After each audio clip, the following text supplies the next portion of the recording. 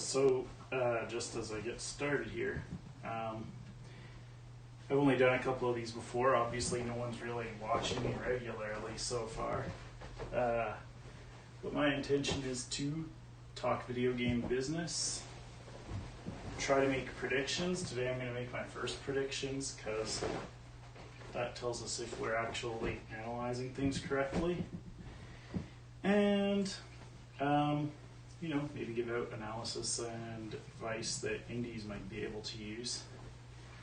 Today we're also folding laundry because it's my first day at home on a Saturday in weeks. So, let's talk about PlayStation 5 and Xbox Series X. Have you seen the Xbox Series X game lineup, and what do you think? I'm going to go to that one second because it's fresher in my mind. PlayStation 5. I've seen the lineup. The lineup looks fine. But at launch, it seems like only Spider-Man's going to maybe be ready, and they haven't even guaranteed that. For exclusives, I'm sure there'll be lots of Call of Duty and so on, which is important, but not the main thing. As the year goes by, they'll do fine. Horizon Zero Dawn 2 and some other Sony products that I don't personally have a ton of interest in, but it looked okay. But just launch looks kind of weak. In spite of that, I predict they're going to do really well. Why? COVID-19. I heard some guys online saying, oh, the price needs to be right because everyone's out of jobs. And if you're out of a job, I feel terrible for you.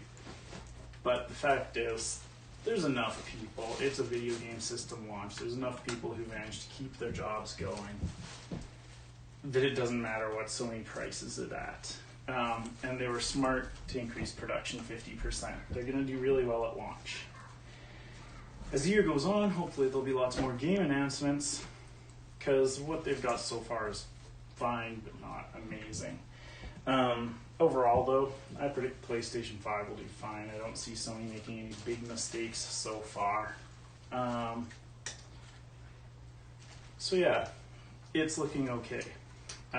Xbox One X, One Series, the name of the Xbox Series X, can I say it sucks?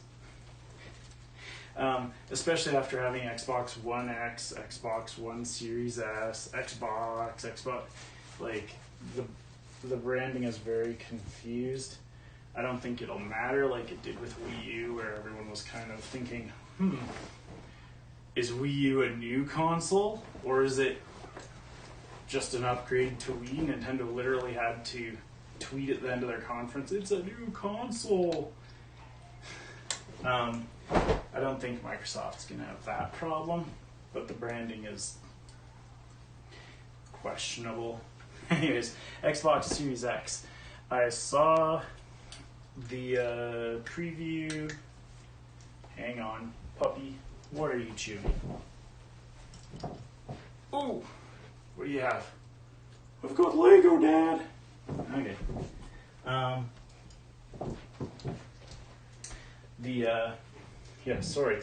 Series X. The game lineup looks really cool. Obviously, I don't think they mentioned dates at all. I'll be surprised if everything they mentioned is coming out at launch. I'll be surprised if more than a couple of the games come out at launch. But it was pretty cool. I'm a little biased because I watched the preview and they did a good job of just sticking together like a sort of supercut of a bunch of really cool games in a row. Halo, something new from Rare that looks fun, Forza, Fable is back. There's a new exclusive indie game from the Steam World guys. It looks pretty cool. If a few of those games come out at launch, or even like one major game at launch and others shortly after, like Nintendo did with the Switch, they'll probably do pretty well. I also, a few weeks ago, I looked up their the website for Series X. and I was very impressed. It's a far cry from the Xbox One launch, where if you have never seen the supercut of the Xbox One X launch, what a disaster. Like, TV, TV, TV, television, TV, TV, connect, TV, TV, and at the end, Call of Duty. You should see it if you haven't seen it. Microsoft was trying, I think, to vastly and quickly expand the audience for Xbox with that system, and I think they got lost in the woods and came out with a message that was quite, if I may say, anti-gamer. And they paid for it. I think they've only sold around 40 to 50, 45 million units maybe of Xbox One. Better than the first Xbox, but nothing like Xbox 360, and definitely nothing like PlayStation 5, 4 or Switch. Better than Wii U, at least. But yeah, the game lineup looks pretty good. Their website message now, instead of TV is, hey look, backwards compatibility. All of our games from every Xbox console, all playable in one place. And we're actually even going to fix frame rates and loading issues and little technical things like that for you at the same time. That's a very pro-gamer message.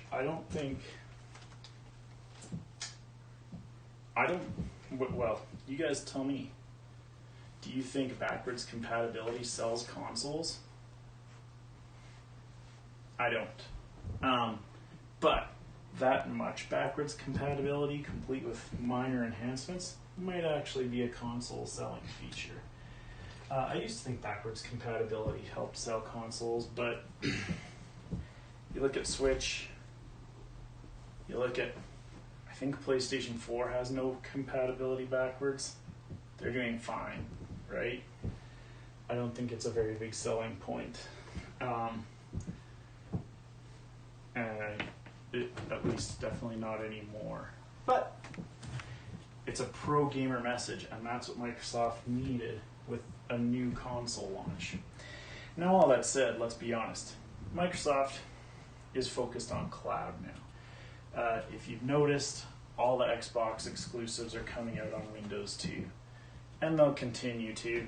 And they'll definitely be used to try and sell a streaming service once Microsoft has that going. Maybe they already do. Let me know if I'm wrong. And Microsoft does have a streaming service for gaming. As far as I know, they don't yet. But I'm sure they will. Because for Microsoft today, the competitive landscape is all about racing Amazon and Google and even to a lesser degree Apple in the cloud market, right?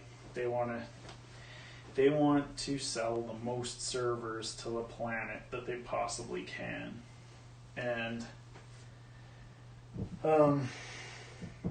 so it's a big fight for dominance in that area. And that's why you see things like Stadia coming out. Can we officially say Stadia is dead yet? Probably not dead. Can we officially say it's failed yet? I hope so. I'm not a huge fan of cloud streaming, gaming streaming. I like owning my games personally, but that's just me. So, yeah, Microsoft is set to do better than last time around, I think. Although, don't discount that their streaming strategy could interrupt Xbox Series X. And don't discount that, don't discount their streaming strategy might impact the system. Don't discount that the game lineup so far looks good, but they need to fill in that first year really well. They've got a good starting point for a full year of games, but I think they need a few more. And Sony is very powerful, and Nintendo's on a roll, so it's an interesting. Microsoft's looking way better than they did with Xbox One, I think. But but it's a pretty competitive landscape. All that said, just like Sony, COVID-19, it's going to be a great launch as long as it happens, you know, this year. To be honest, it could probably even happen in January or February. People are going to be working from home. They're going to be not working in some cases. A new console is expensive, but if you can swing it, it turns into a pretty good entertainment proposition in the long run. Video games tend to offer a lot of entertainment hours. So yeah, I think both guys are going to launch very strong. I think Microsoft looks like it's in a good position to do better than Series X. To do better with Series X than Xbox One. But I think both will launch really strong. And we need to see maybe more games into the next year. I think Series X, for a high level prediction, the first year is going to be better for Series X, and the launch is going to be better for Series X than Xbox One. The launch for PlayStation 5 will be better than PlayStation 4. The first year will probably be better too. I haven't seen any huge mistakes yet.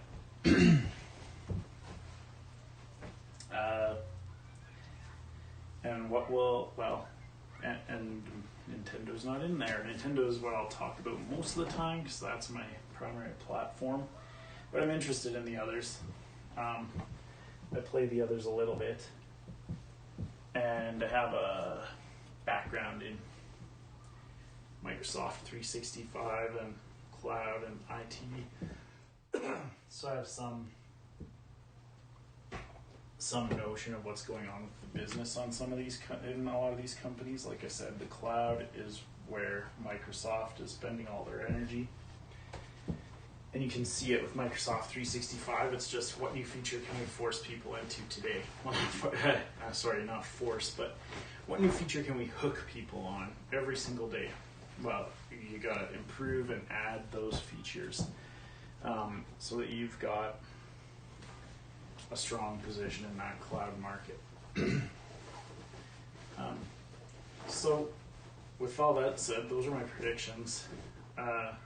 Let's talk about, I'm doing a playoff of my Switch games. I decided, I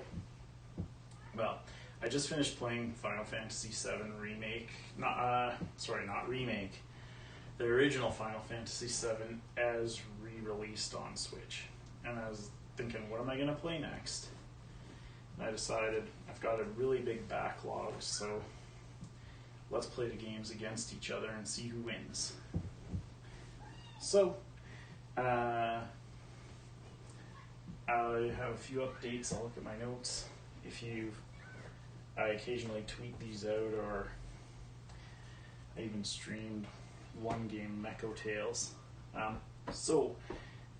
First round, Rock of Ages 2 beat Code of Princess EX, DX, whatever X. I'm not going to talk about that one too much because I have talked about it before. Second round, Tiny Barbarian beat Lego Harry Potter. I already talked about that one a little too. Fortnite. Who did Fortnite go up against? Octahedron. That was a pretty interesting competition. Octahedron is a platformer with a lot of puzzle elements. You can create your own platforms, up to 2 of them at a time. It's really quite fun, very colorful, a little abstract for my tastes in the looks department. Fortnite, everybody knows. Like, there's a game I didn't stream because there's a million people streaming that game. Fortnite won. Why? Octahedron. It was really fun, but also kind of frustrating. And it's a little heavy on puzzles. It just didn't offer the level of fun factor as Fortnite, to be honest. So for round 1, Octahedron's out. These games are only getting half an hour apiece in the first couple of goes because there are so many of them. Like, I'm only halfway through the list and I've been doing this for a couple of weeks, 3 or 4 weeks. So next round was Mega Man Legacy Collection 2 versus Space Ribbon. Space Ribbon's a cheap F-Zero-ish futuristic racer. I was sort of surprised because Space Ribbon is very flawed, but it was actually pretty close. I did Mega Man Legacy Collection 2. Mostly played number 8 and a little bit of number 9. So the PlayStation game and the first one from Wii. Mega Man is always fun, but Space Ribbon is actually pretty fun in small doses. It's flawed, but it's got its moments. So that turned out to be way closer than I expected. I thought Mega Man would run away with that one because Space Ribbon is a pretty basic game. Colors In and The Big Journey, 2 mobile games on Switch. That Colors In is actually free to play, and Big Journey I think I got for a couple bucks. So I'm fine with a mobile game that I only play a couple dollars for. Pay a couple dollars for, but you can play your dollars too if you want. Colors In, really fun puzzle game, but I gave it 30 minutes like all the other games. Some get a little more sometimes. And I found at the end of 30 minutes, I had really enjoyed myself, but I was also getting really fatigued.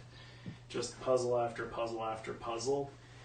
The graphics and the music are really cool, but there may be, I don't know, something about it just doesn't withstand long play times. It is a pretty fun puzzle game though, and as I said, it's free to play with like DLC packs you can purchase. So I would check it out if you like puzzle games at all. I'm sure it's also on mobile, and it would work fine on mobile because it's really a touchscreen type of game.